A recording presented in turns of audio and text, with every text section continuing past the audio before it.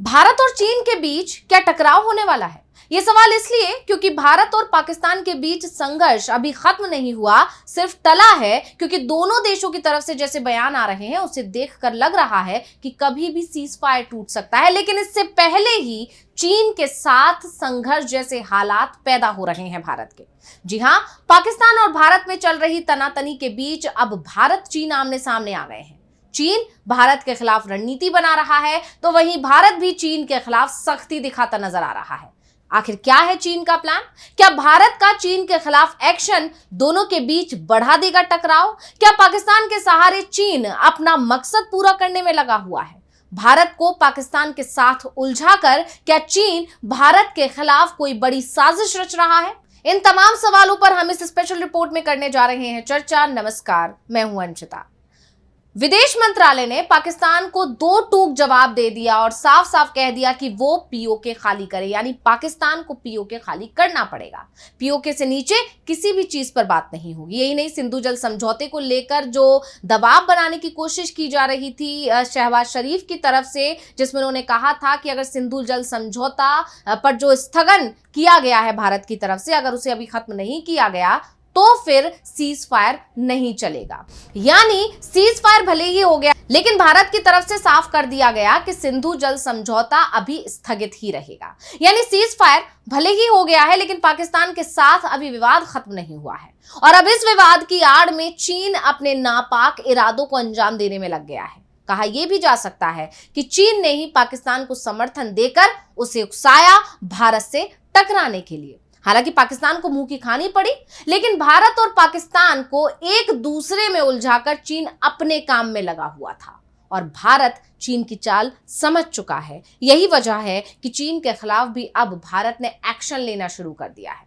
अब ये समझने की कोशिश करते हैं कि आखिर चीन की चाल क्या है और कैसे वो अपने मंसूबों को अंजाम देने की कोशिश कर रहा है। तो चीन ने एक बार फिर अरुणाचल प्रदेश की कुछ जगहों को चीनी और तिब्बती नाम देने का दुस्साहस किया है। पिछले साल भी चीन ने अरुणाचल के 30 स्थानों के नाम बदलने का दावा किया था। हालांकि चीन की इस नापाक हरकत का भारत की तरफ से मुंहतोड़ जवाब दिया गया। भारत ने अरुणाचल प्रदेश के मामले पर चीन को सख्त संदेश देते हुए कहा कि सच नहीं बदलने वाला, ये राज्य भारत का अभिन्न अंग था, है और रहेगा। भारत ने अरुणाचल प्रदेश के कुछ स्थानों के लिए चीन द्वारा उसके नामों की घोषणा किए जाने पर अपनी प्रतिक्रिया देते हुए टिप्पणी की है। चीन दावा करता है कि अरुणाचल प्रदेश तिब्बत का दक्षिणी भाग है। यही नहीं, विदेश मंत्रालय के प्रवक्ता हैं रणधीर जायसवाल, उनकी तरफ से कहा गया कि हमने देखा है कि चीन ने भारतीय राज्य अरुणाचल प्रदेश में स्थानों का नाम बदलने के व्यर्थ और बेतुके प्रयास किए हैं। उन्होंने कहा, हम इस तरह के प्रयासों को अपने सैद्धांतिक रुख के अनुरूप स्पष्ट रूप से अस्वीकार करते हैं। उन्होंने ये भी कहा कि रचनात्मक नाम रखने से ये निर्विवाद वास्तविकता नहीं बदलेगी कि अरुणाचल प्रदेश भारत का अभिन्न एवं अविभाज्य अंग था और हमेशा रहेगा। दरअसल भारत के तरफ से जो ऑपरेशन सिंदूर किया गया, उसके बाद बॉर्डर पर काफी ज्यादा तनाव बढ़ गया।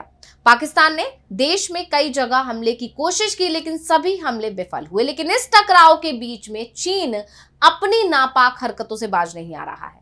सिर्फ नाम बदलना ही नहीं, वो पाकिस्तान के सहारे भारत के खिलाफ नई नई रणनीतियां बना रहा है। पाकिस्तान की आड़ में वो अपने मकसद को पूरा करने में लगा हुआ है। अब ऐसे दावे इसलिए किए जा रहे हैं क्योंकि अब चीन पाकिस्तान और तालिबान के बीच दोस्ती करवाने की कोशिश में भी जुट गया है।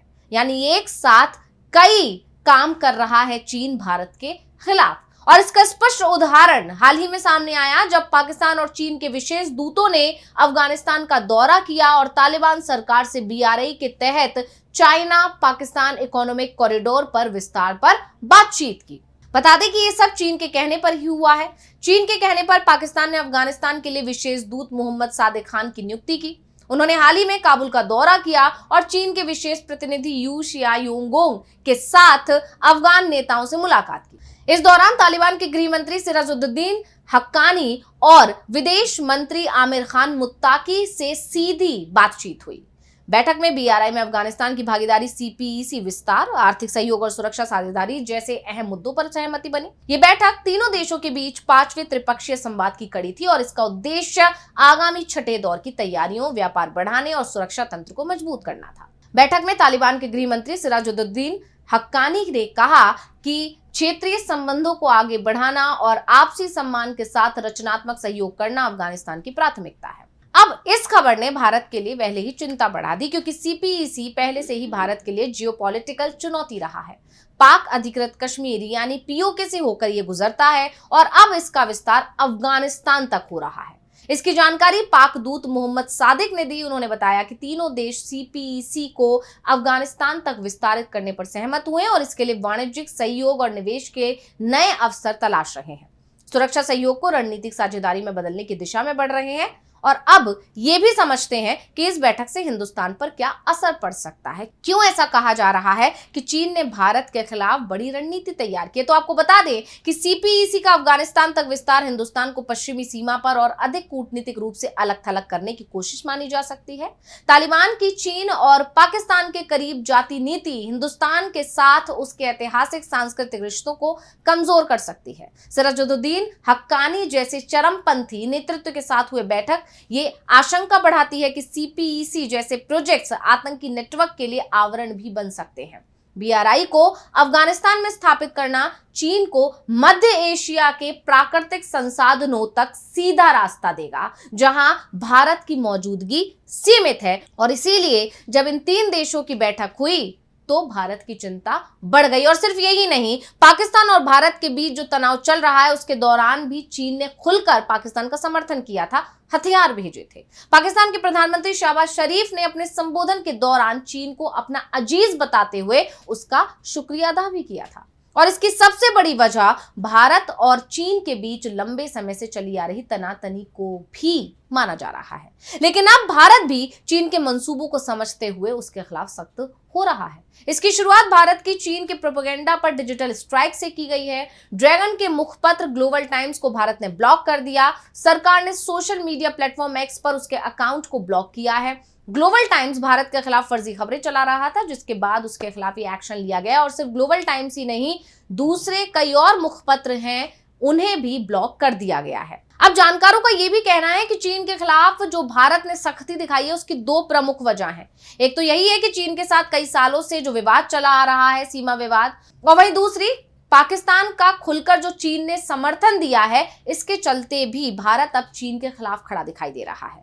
और इसके चलते अब चीन भारत की रडार पर आ गया है। अब पहले भारत और चीन के बीच चले आ रहे सीमा विवाद की बात कर लेते हैं। तो दोनों के बीच की सीमा को वास्तविक नियंत्रण रेखा यानी कि एलएसी कहते हैं।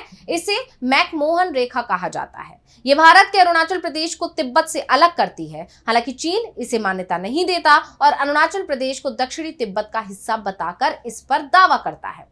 चीन अरुणाचल प्रदेश को जांगनान कहता है। भारत हमेशा से ये कहते हुए चीन के दावों को खारिज करता रहा है कि अरुणाचल प्रदेश भारत का अटूट हिस्सा है। और दूसरी वजह इसलिए गौर करने वाली है क्योंकि चीन के अलावा अब तुर्की के खिलाफ भी भारत ने एक्शन ले लिया है। चीनी कम्युनिस्ट पार्टी के दो भोपू जो कहे जाते हैं ग्लोबल टाइम्स और शिन्हुआ न्यूज के सोशल मीडिया अकाउंट्स के बाद अब टीआरटी वर्ल्ड के एक्स अकाउंट को भी बंद कर दिया गया है। टीआरटी वर्ल्ड तुर्की का ब्रॉडकास्टर है जो ऑपरेशन सिंदूर के बाद लगातार भारत के खिलाफ प्रोपेगेंडा फैला रहा था। तुर्की और चीन के ब्रॉडकास्टर लगातार भारत के खिलाफ फर्जी खबरें और भ्रामक जानकारियां फैला रहे थे। इसके अलावा तुर्की के राष्ट्रपति रेसेप तैयप एर्दोगन ने पाकिस्तान का समर्थन करते हुए भारत को संकेतों में चेतावनी देने की भी कोशिश की थी।